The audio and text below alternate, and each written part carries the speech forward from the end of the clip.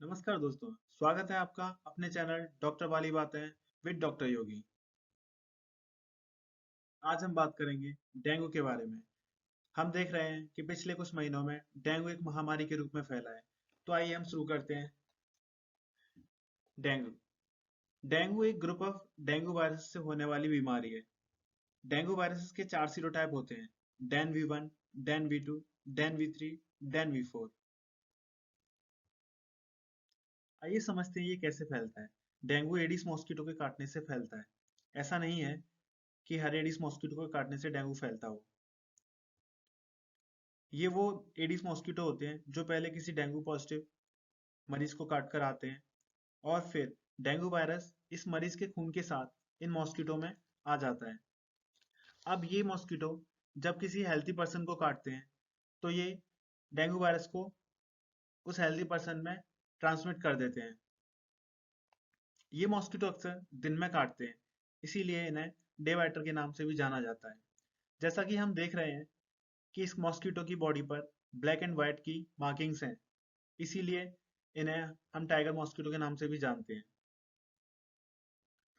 इन mosquito में कुछ के नाम होते हैं: Aedes aegypti, Aedes albopictus, Aedes africanus. Dengue के अलावा ये मॉस्किटो कुछ और बीमारियों के लिए भी जिम्मेदार हैं, जैसे कि चिकनगुनिया, येलो फीवर, जीका।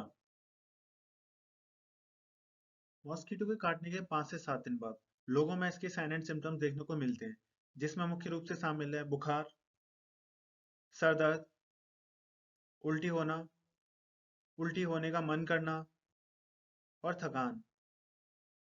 जैसा कि हम दिए हुए चार्ट में देख रहे हैं,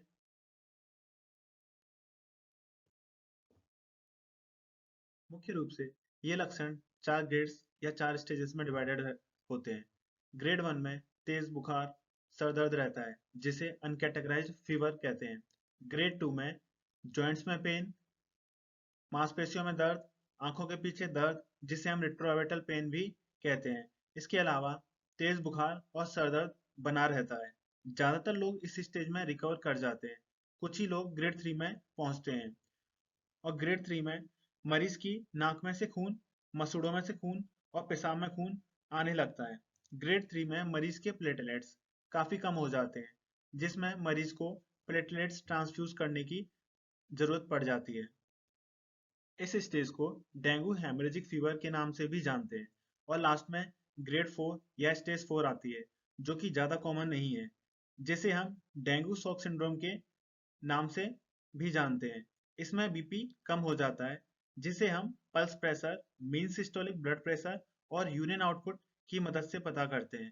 इसमें मरीज का पल्स प्रेशर 20 mmHg से नीचे और मीन सिस्टोलिक ब्लड प्रेशर बड़ों में 90 mmHg से नीचे और बच्चों में 80 mmHg से नीचे चला जाता है। डेंगू शॉक सिंड्रोम को हम क्रिटिकल फेज के नाम से भी जानते हैं। इस स्टेज में हमारी बॉडी में इंटरनल ब्लीडिंग होने लगती है, जिसे वास्कुलर लीकेज भी कहते हैं, और हमारा यूरिन आउटपुट कम होने लगता है। दिए गए स्लाइड में ग्रेड 3, ग्रेड 4 के कुछ सिम्टम्स दिखाए गए हैं, जिसमें शामिल है नोज ब्लीड, गम ब्लीड और ब्लड इन यूरिन। डेंगू के डायग्नोसिस और जांच में हम complete blood count, dengue antigen, dengue antibody कराते हैं। सबसे पहले हम कंप्लीट ब्लड काउंट कराते हैं, जिसमें मुख्य रूप से हम हेमेटोक्रिट और प्लेटलेट्स पर फोकस करते हैं। साथ ही हम डेंगू एंटीजन कराते हैं। जैसा कि आपने इस तरह के कार्ड अक्सर देखे होंगे। इस कार्ड में NS1 एंटीजन चेक कर रहे हैं, जो कि इसमें नेगेटिव है। अगर इसमें 2 रेड लाइन होती तो ये डेंगू पॉजिटिव होता। और अंत में जब बुखार 5 दिन से ऊपर हो तो एंटीबॉडी IgM IgG कराते हैं, क्योंकि एंटीबॉडी बनने में समय लगता है। अब हम ट्रीटमेंट की बात कर लेते हैं। दोस्तों, इसका मेन ट्रीटमेंट है हाइड्रेशन ऑफ बॉडी, यानी कि हमें अपनी बॉडी में पानी की कमी नहीं होने देनी, जिसकी पूर्ति हम ढेर सारा पीने का पानी, नारियल पानी, मौसमी जूस से कर सकते हैं। साथ ही दोस्तों, हमें पेंटॉप और पैरासीटामोल जैसी दवाओं की जरूरत पड़ती है। अगर हमारा हीमेटोक्रिट और पैक्सल वॉल्यूम बढ़ जाता है या फिर हमारा ब्लड प्रेशर कम हो जाता है। इस केस में हमें IV 0.9% normal saline, Ringer lactate या फिर डेक्सट्रोज 5% डेक्सट्रोज की जरूरत पड़ती है। चलिए दोस्तों, इसके प्रिवेंशन की बात करते हैं। जैसा कि हम सभी जानते हैं, prevention is better than cure. ये हम दो तरह से कर सकते हैं। पहली है सेल्फ प्रोटेक्शन, जिसमें हम ऐसी जगह को अवॉइड करें जहां मच्छरों की संख्या बहुत ज्यादा हो और हम मॉस्किटो नेट या मॉस्किटो रेपेलेंट क्रीम्स का इस्तेमाल कर सकते हैं।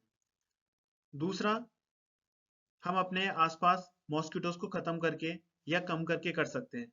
इनमें मुख्य रूप से शामिल है घरों में या घरों के आसपास ठहरे हुए पानी को साफ करना, कूलर में पानी को नियमित रूप से बदलना, पानी की टंकियों को ढक के रखना और नालियों इत्यादि की सफाई लगातार करते रहना और उन्हें ढक के रखना। और हाँ, एक इंटरेस्टिंग बात यह भी है कि कुछ लोग कहते हैं कि हमें कितने भी मॉस्किटो काट लें पर हमें डेंगू नहीं होता। तो ऐसे लोग या तो इम्यूनाइज हो चुके होते हैं जब उन्हें पहले कभी डेंगू हुआ होता है, या फिर उनकी बॉडी की इम्यूनिटी बहुत अच्छी होती है।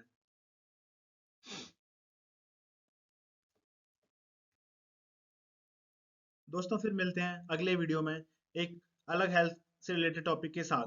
अगर आपको ये वीडियो पसंद आया हो तो please do like, do share, do subscribe.